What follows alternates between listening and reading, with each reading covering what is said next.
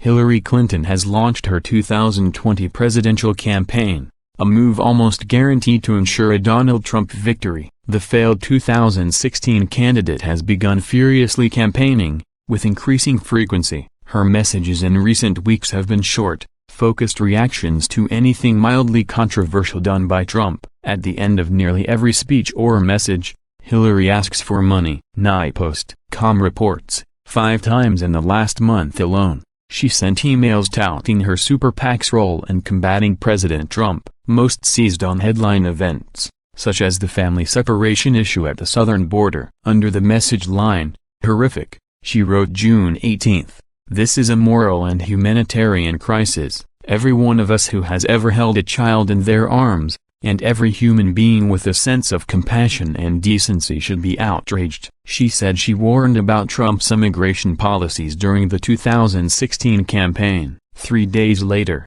she was back again, saying that her group, Onward Together, raised $1 million and would split it among organizations working to change border policy, including the American Civil Liberties Union and a gaggle of immigrant, refugee, Latino and women's groups. And the day after Supreme Court Justice Anthony Kennedy announced his retirement, Clinton introduced a newly minted resistance partner, called Demand Justice. It promises to protect reproductive rights, voting rights and access to health care by keeping Senate Democrats united in opposing any conservative Trump nominee. The instant, in-house nature of Demand Justice was reflected by the name of its executive director, Brian Fallon, Clinton's campaign press secretary. In truth, Fallon's role doesn't tell us something we didn't know. Onward Together, formed in May of 2017, is a Clinton 2020 campaign vehicle in waiting. Its homepage says the group is dedicated to advancing the vision that earned nearly 66 million votes in the last election. Advancing the vision? More like advancing the candidate who collected those votes despite not having a vision. With the Democratic Party locked in a battle between its far left wing and its far left wing, no single leader has emerged to unite it. Clinton is trying to play that role by being a mother hen to the fledgling activists drawn to politics by their hatred of Trump. If they were active in 2016, most probably supported Bernie Sanders in his primary challenge to Clinton. But by helping to fund them now, she is putting them in her debt for later.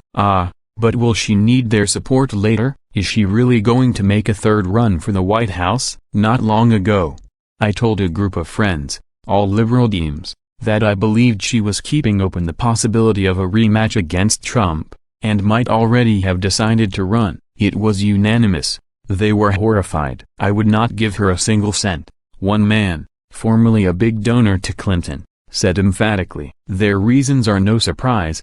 Her moment has passed. She was a terrible candidate and her endless claims of victimhood are tiring rather than inspiring. It's time to find new blood. Those assessments are unassailable, and certainly are shared by the 20 or so dems lining up to take their shot at the nomination. Moreover, there isn't any clamoring for another Clinton run in Hollywood or other leftist hotbeds. They want a new blockbuster, not a sequel to failure. So she's toast, right? Maybe. On the other hand, the odds are zero that she is playing community organizer just to be a kingmaker. When it comes to money and power, the Clintons assume charity begins at home. Here's how I believe she sees the playing field, and why she can't be ignored. First, because there's no clear front-runner for the nomination. 18 months into Trump's presidency, Clinton remains the closest thing to an incumbent. She's also got numerous advantages, from name recognition to campaign experience to an off-the-shelf cabinet, that could give her a head start. Second, a crowded, diverse field diminishes the chances of anyone knocking her off. Recall how Trump outlasted 16 GOP rivals by having a committed core of supporters that grew as the field shrunk. Clinton could be in a similar position, unpopular among many, but also unbeatable by a single opponent. Third, looking ahead to the 2020 primaries, she sees no reason to fear the favorite daughters and sons in key blue states. She would almost certainly beat Sen. Kamala Harris in California, Sen. Cory Booker in New Jersey and Gov. Andrew Cuomo in New York. And please, forget Sanders and Joe Biden. Sanders is already 76 and Biden, at 75, has never been a viable candidate for president and still isn't. Fourth, money is not an issue. Some donors will resist Clinton at first, but any Dem nominee can count on all the money in the world to run against Trump. To be clear, there are scenarios where Clinton doesn't run,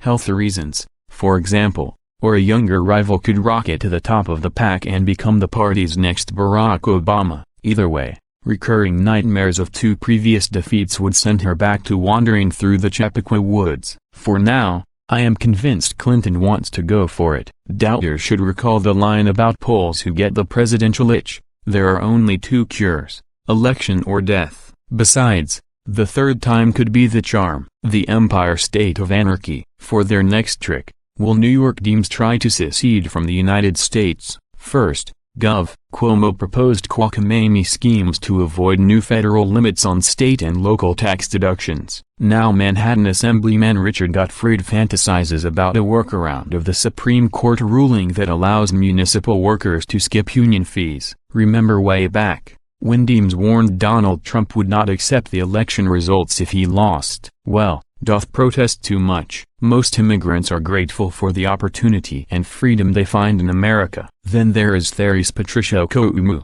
an immigrant from the Democratic Republic of the Congo, where civil war is endless and where protesters are shot. The 44-year-old Okoumu caused visitors to be evacuated from Liberty Island on July 4 when she climbed the base of Lady Liberty to protest American immigration policies. She was also arrested in a demonstration last year. In 2011, she was hit with $4,500 in fines after illegally posting ads for services as a personal trainer, the Post reports. Since America isn't up to her standards, Okoumu should try another country. Perhaps a return to her homeland would make her happy.